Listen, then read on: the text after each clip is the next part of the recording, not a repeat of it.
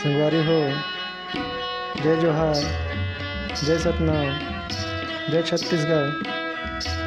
संगवारी हो, बहुत दिन से आप मन के पंथी गीत के लिए फरमाइश आत रही से, तो आज के वीडियो में आप मन के लिए पंथी धुन लेके आया हूँ। और ये पंथी गीत श्री दिलीप डहरिया जी के गाए हुए गीत थे, जिला हमन बेंजो तबला के माध्यम से आपके बीच बजा के प्रस्तुत करबो।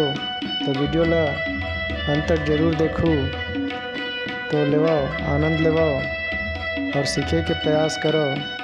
तो प्रस्तुत है आपके बीच ये पंथी धुन।